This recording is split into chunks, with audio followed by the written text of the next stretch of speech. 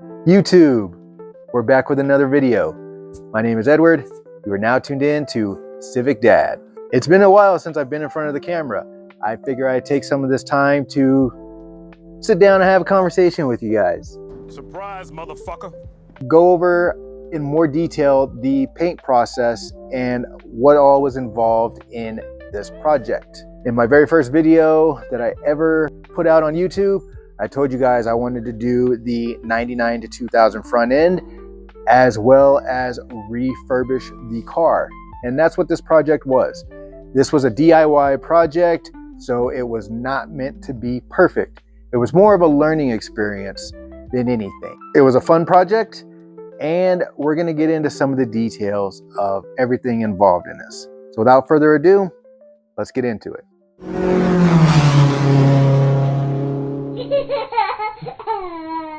All right, so the first thing that we did was brought the car into the garage and disassembled everything from the front bumper, the fenders, the hood, headlights, rear bumper, tail light, spoiler, all of it. This way we have a blank canvas to work with. Once everything was disassembled, we went in with the bodywork. I purchased all my material from Harbor Freight, from the body filler to the fiberglass filler to the sanding block and the sandpaper. I started with 800 grit sandpaper just to dull down the body, get all the clear coat off, whether it was chipped or not, just to give me a nice smooth surface to work with. That's what she said. From that point, I went in with a permanent marker and basically circled all my dings and dents that needed to be fixed, from the major dents on the roof and the door to all the minor dents and dings on the quarter panel and the passenger side door and so on. I stripped the paint around the dents with 80 grit just to bring it back down to bare metal, because you don't want to body fill on paint. You want to body fill on bare metal. What? This ensures good adhesion, and this ensures all your dents and dings are filled. We went with a standard body filler from Harbor Freight and a standard fiberglass filler. I started with the roof because it was my biggest hurdle. When I bought this car, I didn't realize that the roof was from a completely different car. This car had been in an accident. I was aware of that from the core support, but I didn't realize how bad it was until I started digging in deep. The roof and the core support are from the same car, which is not this car. So, No shit. prior to me owning this car, the previous owner actually got into an accident where the hood flew up on him. This was a DIY project, so I didn't have a lot of the tools like body pullers and what have you. All I had was hammers and my fillers. So I went in and I knocked the panels as good as I could with a body hammer and filled the rest with fiberglass filler as my base. The reason why I went with the fiberglass filler is because it's a lot stronger than typical body filler. It can absorb shock and vibration a lot better than standard filler. So I used that as a base, smoothed everything out as possible, and went back over it again with my body filler to really smooth everything out as best I could. Once I got the roof all situated, it was time for me to move to the door. The driver's side door was pretty messed up.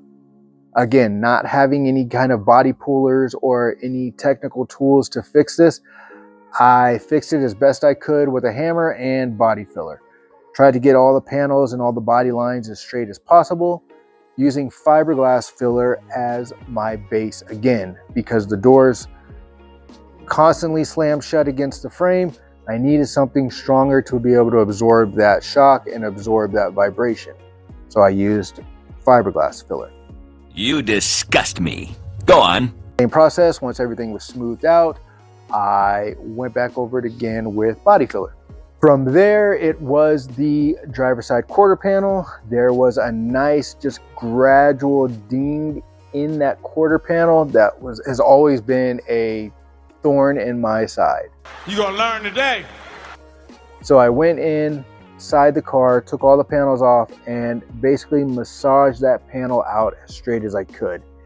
It was actually not as bad as I thought it was. A couple little pushes, a few massages with the body panel hammer, and some Bondo, and it was as right as rain as I could possibly get it. Old, tuneless, mediocre, and horrible. Worked all the little dings and dents that I could find around the car. Prior to painting, I went over the car one more time with an electric sander that I got from Harbor Freight with 600 grit, followed by 800 grit.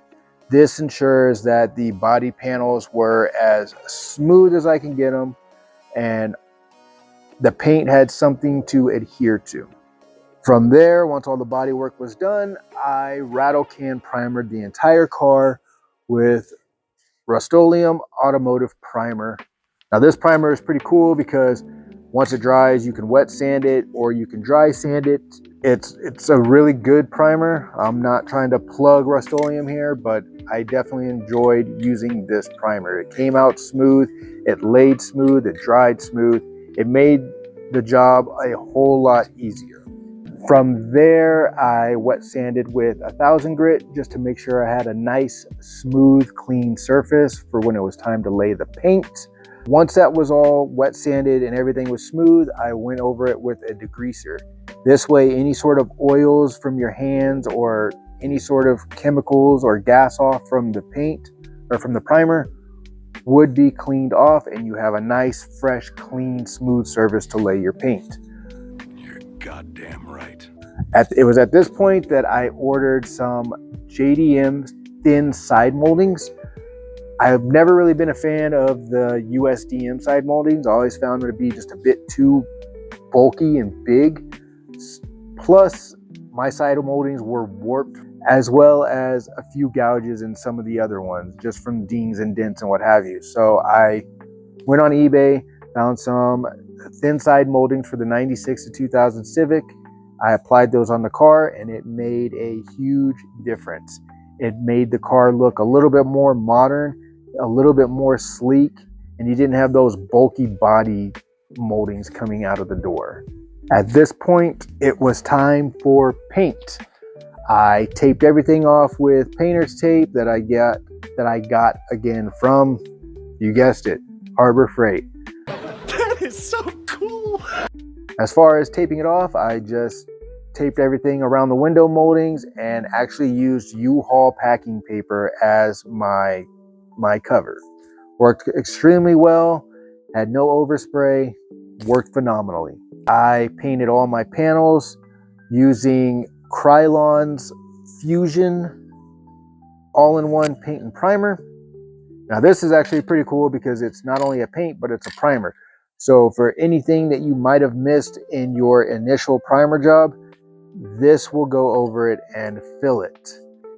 I went with the metallic dark metal from Krylon, number 2769.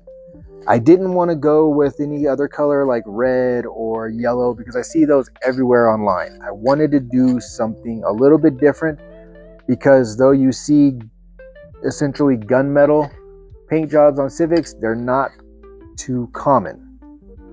So that's what I went with. It took 24 cans of this. Are you out of your goddamn mind? Now, why are you going to spend money on 24 cans of paint when you could have just used an automotive paint and a paint gun? That is a great question. This was always intended to be a project and an experiment to see if I could even do it, to see if I could even get a smooth rattle can paint job. You know, rattle cans have a bad rep from the people that don't use them correctly. It's all in your prep.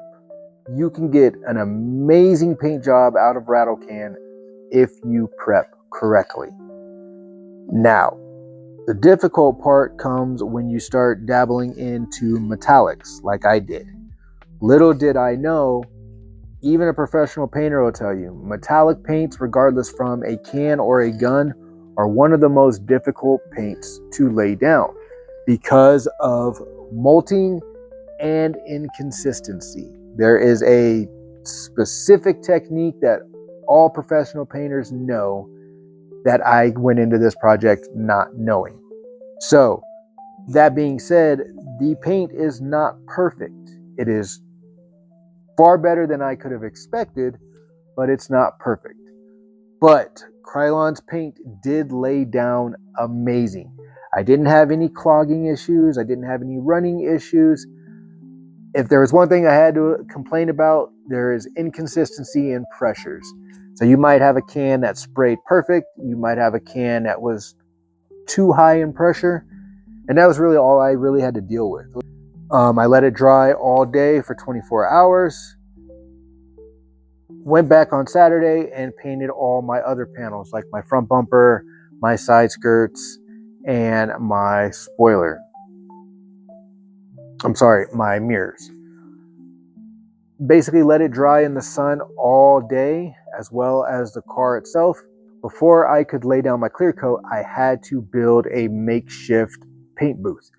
I did that by using painter's tape and painting plastic.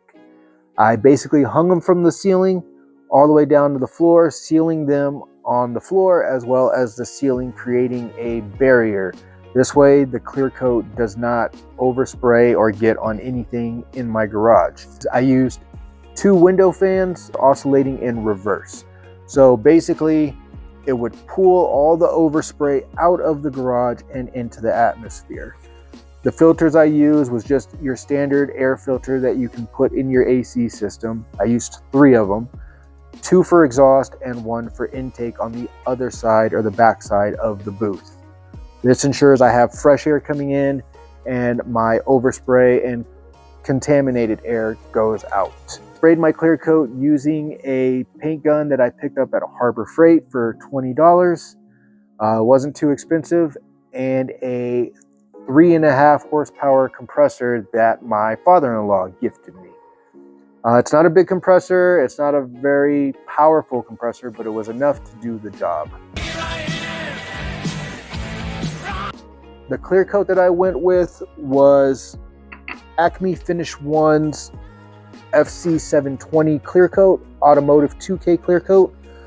This is a 2-part epoxy urethane based clear coat, meaning you have your urethane clear and your hardener, your FH612 hardener. Now I have a bigger bottle that I used. This one I actually use for scale models. Now this is a 2-part clear coat. Its mixing ratio is 4:1.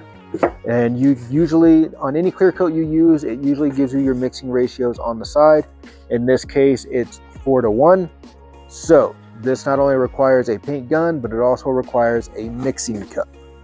Now these mixing cups you can pick up at Harbor Freight, you can pick them up at Lowe's or Home Depot. These mixing cups are very instrumental when it comes to your mixing ratios and spraying your clear coat out of the gun.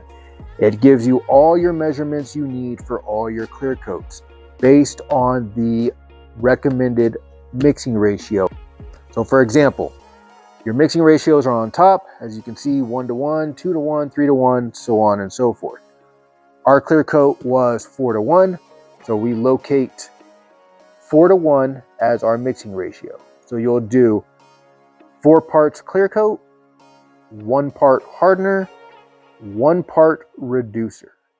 In my case, I was ill-educated in the process of clear coating a full car, so I went 4:1, and that was it. I did not use a reducer, and that was actually one of my biggest mistakes. The clear coat laid down amazing. It came out of the gun just fine. It sprayed phenomenally. It was user error that resulted in a ton of orange peel. Because I didn't use a reducer, on top of my pressures not being adequate. Usually when you're painting scale model cars, you're using an airbrush. And that airbrush, you're usually spraying at around 10 to 12 PSI. Well, in this case, the gun that I use requires you to paint at 7 PSI. And unfortunately for me and my ignorance to painting, I thought that that was a little too low. So I bumped it up to 17 psi. In doing so, the pressure was too high, which resulted in my orange peel, as well as not having an adequate reducer or a reducer at all.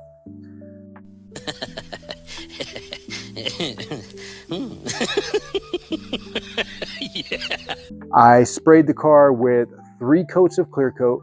First coat just being a quick base coat to give the clear coat something to hold on to. And then from there, I sprayed at a slower pace my second and third coat, thus resulting in a full coverage car, but also orange peel. Now I did let the car dry for an entire week before I went into cutting and buffing, wet sanding and buffing. I went with a 600 grit on a sanding block because I knew that the clear coat was going to be rock hard by the time I wet sanded it. So 600 grit was perfect. I used the 600 grit to basically level out the clear coat. With 3 coats being sprayed, I knew I had enough there that I wasn't going to burn through the clear at that grit level. So I wet sanded with 600 grit, moved up to 1,000 grit, then 1,200, 15, all the way up to 2,000 grit. I did this on the entire car, making sure all the clear coat was level and I had something that I could polish afterwards. There it was on to buffing that I had never done before. I've never touched a buffer my entire life, and here I am buffing. I used Meguiar's rubbing compound, followed by Meguiar Scratch X, and then finishing off with Meguiar's Show Glaze. Now this buffing job is not perfect by any means. Again, it's my first time using a buffer, and to be quite honest, I am not pleased with it. I will eventually take the car to a detailer and see if they can correct my buffing job, if it's possible. Again, this was just an experiment. This was just a fun project that I wanted to do. I'd hoped that it'd teach me a new skill set, and it did. And I will tell you, you don't just wake up the next day thinking that you can do auto body.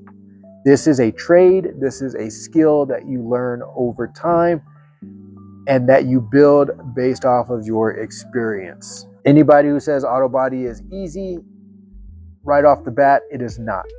It is very time consuming, and this is a lifestyle. To all you auto body technicians and all you painters out there, I have the utmost respect for you guys. This is not easy. There was many a times that I was just done and over. I was tired of sanding.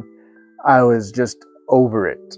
But I kept going because though this is a skill set that's not for the faint of heart, I'd recommend everybody at least give it a try. If you're a high schooler watching this and you're trying to figure out what you're going to do with your future, look into auto body, look into painting, look into detailing. This is a phenomenal skill to have. It is a phenomenal trade to get into. If you're a DIY guy like myself, don't be afraid of it. Give it a try. See if you can do it. It's another skill set that you can put on your belt and something new that you said that you've tried. Again, this project was not meant to be perfect. It was just meant to be an experiment that I have always planned on doing, and I did it. But yeah, that's pretty much it. It was a fun little project, a fun little experiment that I decided to do. Again, it's not perfect, and that's perfectly okay. If you're going to be in the Utah Salt Lake City area, I will be at Scrape Fest June 14th covering the event. If you happen to see me there, don't be afraid to say hi. And yeah, that's it for this video. Again, thank you guys as always for watching, and we'll see you guys in the next one. Take care.